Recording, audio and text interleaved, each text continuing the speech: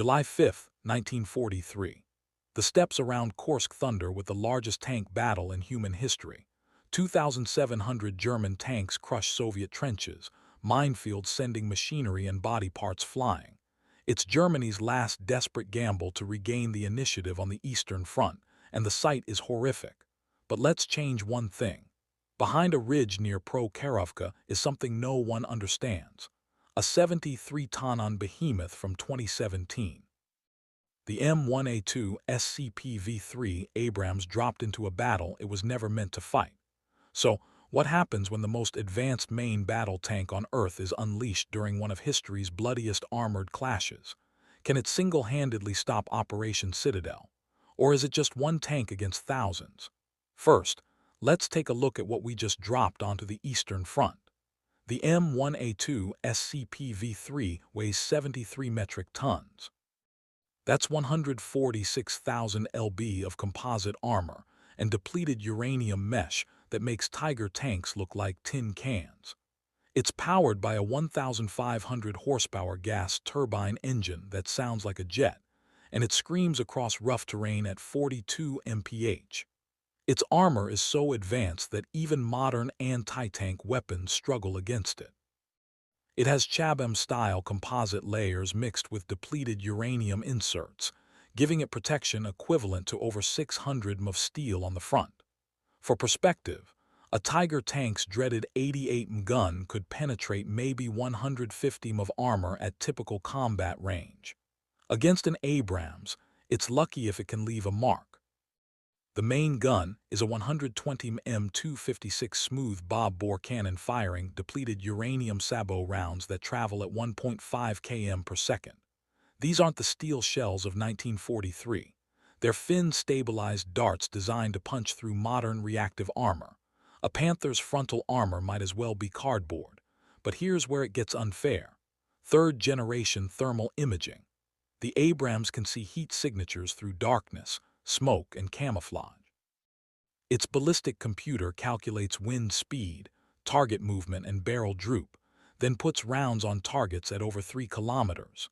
In 1943, most tank battles happened at 500 m because that's all their optics allowed.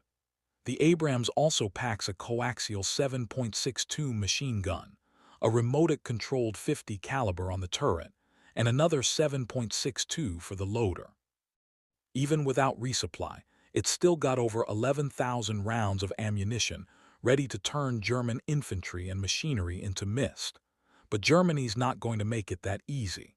They've assembled the best of the Wehrmacht for Operation Citadel. We're talking 17 panzer divisions with almost 3,000 tanks and assault guns. The stars of the show are the 146 Tiger I heavy tanks with their 88 mm guns, 200 brand-new Panther medium tanks making their combat debut, plus hundreds of Panzer IVs and IIIs that form the backbone of the German armor. And these aren't just museum pieces in 1943. They're crewed by veterans who conquered France, crushed Yugoslavia, and nearly took Moscow. Their Tigers can knock out T-34s at a kilometer. Their Panthers have sloped armor and high-velocity guns. Their combined arms tactics revolutionized warfare. Supporting them are Ferdinands, 90-ton tank destroyers with guns that can penetrate 200 millimeters of armor, Stuka dive bombers ready to drop 500 lb bombs with precision, artillery batteries, assault guns, and 500,000 German soldiers. While the Soviets historically met this with defense with 5,000 tanks of their own, today it's just one Abrams, one crew, and no modern support. Dawn July 5th, German commanders receive their final orders. Model's 9th Army attacks from the north while Manstein's 4th Panzer Army strikes from the south. The goal: pinch off the Kursk salient and trap 2 Soviet fronts. The Abrams crew positioned near Prokhorovka in the south watches through their thermal sights as hundreds of German tanks begin their advance. At 3,000 m, almost to me, their commander identifies the lead Tigers. The gunner places his crosshairs on the first Tiger's turret ring. The ballistic computer does its magic. The loader slams a Sabbath round home. The 120mm gun barks. Downrange, the Tiger's turret launches skyward, and its crew never saw what killed them. Before the Germans can process what happened, the Abrams fires again.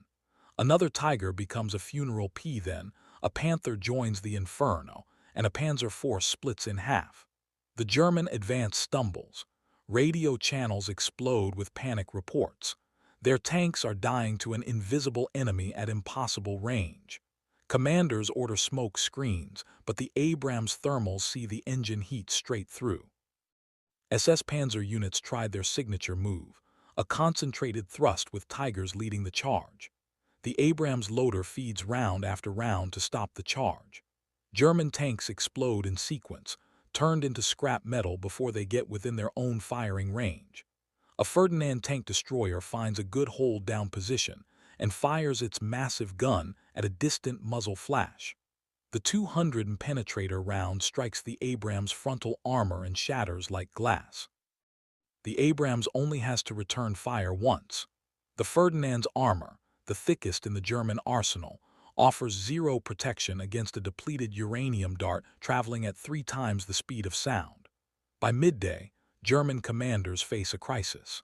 The Southern Thrust had lost 60 tanks to a single enemy vehicle they can't even locate properly. Surviving crews report a ghost tank that kills without warning from beyond visual range. The Luftwaffe scrambles Stukas to find and destroy this super weapon, but the Abrams crew sees them coming on thermal imaging. The commander traverses his remote weapons station, and the 50 caliber Mount Spitz armor-piercing incendiary rounds skyward. Stukas attempting their signature dive find themselves riddled with bullets that punch through their engine blocks. German infantry tries to close in using the burning hulks of their own tanks as cover. The Abrams coaxial machine gun chatters continuously. Bodies pile up in windows of torn flesh and Feldgrau uniforms. The loader's M240 sweeps the flanks. No one gets within 500 m, then comes Prokhorovka proper. July 12th. What should be history's largest tank battle becomes history's weirdest tank battle. 2 SS Panzer Corps charges forward with 300 tanks